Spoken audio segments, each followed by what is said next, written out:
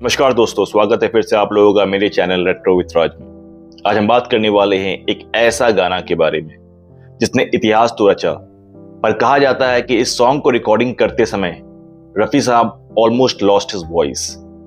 यह ऐसा गाना है जिसमें रफी साहब जैसे दिग्गज को एक बार नहीं, दो बार नहीं, कहा जाता है कि dozen of times he had to rehearse for this song. यह सॉन्ग इतना हाई पिच सॉन्ग था कि इस सॉन्ग को गाते गाते रफी साहब जैसे दिग्गज को भी हुआ कि इस सॉन्ग को परफेक्ट करे तो कैसे करे।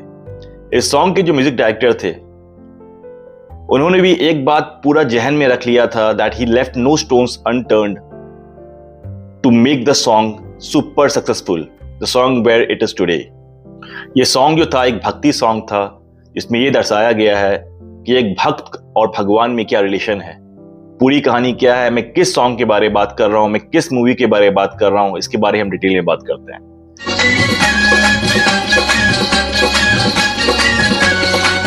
दोस्तों ये बात है आपकी 1950s की, जब विजय भट्ट एक मूवी बना रहे थे जिस मूवी का नाम था बैजू बावड़ा। इसके जो म्यूजिक कंपोजर थे वो थे हमारे नौशाद साहब, और इस मूवी में जो मेन एक्टर का लीड रोल प्ले कर रहे थे वो थे हमारे भरत भूषण साहब। इस मूवी में एक क्लासिकल सिंगर रोल प्ले कर रहे थे, और इसमें वैसे तो जितने भी सॉन्ग्स थे आपके वो सारे के सारे सॉन्ग्स आपके हाई पिच सॉन्ग्स हैं, हाई नोट वाले सॉन्ग हैं।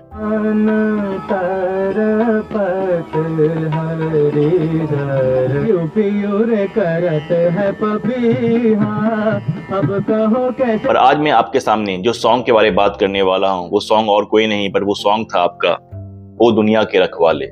दुनिया के रखवाले सुन दर्द भरे। दरअसल जब इस मूवी के सॉन्ग्स का रिकॉर्डिंग स्टार्ट होने वाला था तो नौशाद साहब जो थे वो एक ऐसे सिंगर को ढूंढ रहे थे जो कि एक क्लासिकल ट्रेन्ड सिंगर हो, और उनके जहन में सिर्फ एक ही सिंगर आया और वो थे हमारे रफी साहब। रफी साहब was a fully classical trained singer. Naushad साहब को क्लासिकल सॉन्ग से बहुत प्यार था और वो खुद भी इस क्लासिकल के महारत हासिल कर चुके थे। उनका ये कहना था कि अगर मूवी क्लासिकल हो तो उसमें जो सॉन्ग्स जो होता है, क्लासिकल सॉन्ग्स जो होता है, वो उस मूवी को और पावरफुल बना देता है। और शायद इसीलिए कहा जाता है कि बैजू बावरा मूवी को हिट बनाने के लिए हीरो का नहीं पर रफी साहब का सॉन्ग और नौशाद साहब का म्यूजिक का ज्यादा फैक्टर प्ले करता है। दोस्तों तो फिर मैं आता हूं उस रिकॉर्डिंग के दिन में जिस दिन में ये सॉन्ग को रिकॉर्ड होना था, और जिस दिन ये सॉन्ग रिकॉर्ड हुआ उस दिन जितने भी आपके स्टूडियो में लोग थे, each and every person in the studio they were stunned, they were taken aback. उनको लगा कि रफी साहब ने नामुमकिन सॉन्ग को भी कैसे मुमकिन कर दिया। इस सॉन्ग को गाते गाते रफी साहब ने एक टेक नहीं दिया था, दो टेक नहीं दिया था, कहा जाता है कि रफी साहब ने दर्जन से ज्यादा टेक दिया था। ऐसा नहीं था कि रफी साहब गाना नहीं गा रहे थे। जब रिकॉर्डिंग शुरू हुआ और जब रफी साहब ने ये सॉन्ग को गाना शुरू किया, फर्स्ट टेक के बारे में बात कर रहा हूं मैं आपका, तो पहले टेक में ही रफी साहब ने ये सॉन्ग शानदार बेमिसाल गाया था।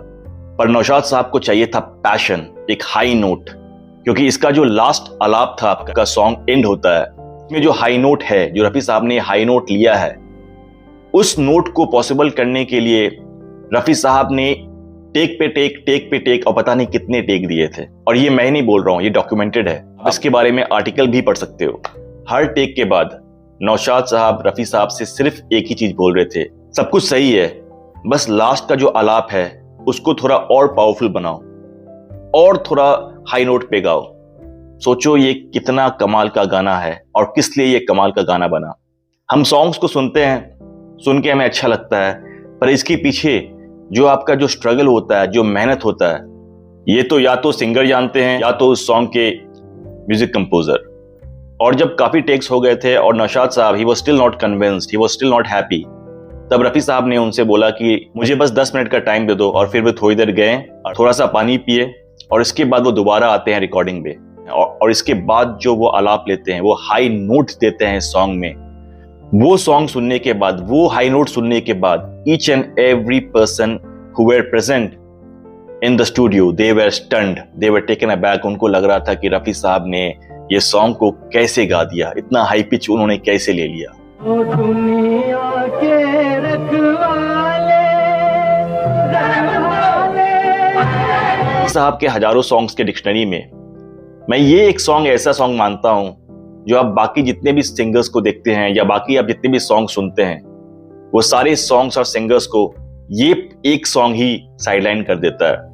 दोस्तों, ये थी एक छोटी सी कहानी जो मुझे लगा मैं आपसे शेयर करूं। कमेंट में जरूर बताएं कि क्या आपको इस कहानी के बारे में पता था, और अगर आपको मेरी ये कहानी अच्छी लगी हो तो please don't forget to like, share and subscribe. मैं आपसे मिलूंगा अपने नेक्स्ट वीडियो में। अभी के लिए इतना ही। Take care, bye bye.